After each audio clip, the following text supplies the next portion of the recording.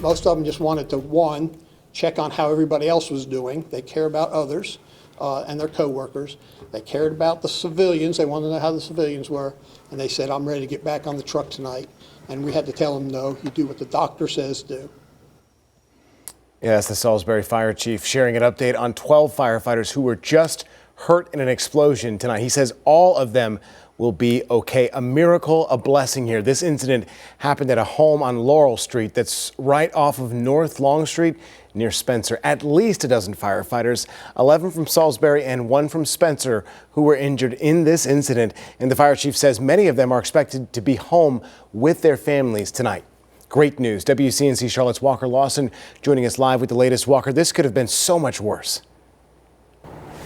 Yeah, Colin, it could have. Now the home behind me is pretty much destroyed. Firefighters responded to this home just before 5 o'clock when it was engulfed in flames. And while they were working to put the fire out, that is when the house suddenly exploded, sending bricks flying. You can see debris across the yard. There's also glass in the street. Now, at least, as you mentioned, 12 firefighters and 2 civilians were injured in that blast. When we arrived here to the scene around 9 o'clock tonight, the homeowner was actually here, still trying to process what had happened.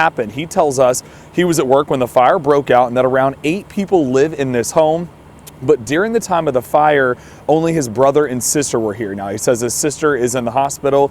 He still doesn't know exactly how everything unfolded, but he tells us this is a home that's been in the family for decades and is a place where they gather often and were expected to this Christmas season.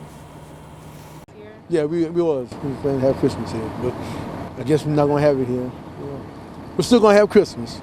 We're not going to be here, but it'll be somewhere. Yeah. So. Now, again, the investigation into this fire is still underway. Now, we did speak to him. He said they actually have 2 canines that did not survive in the fire. I also was able to reach out to a loved one of one of the firefighters who responded to this home. She says that he is expected to go home tonight from the hospital. He does have some hearing loss, and he was actually hit in the chest from one of the bricks when it flew off of that house. So again, just a devastating situation out here tonight, Colin. Yeah, we got to say thank you to those men and women who jumped into action when others obviously may not have. Walker, thank you.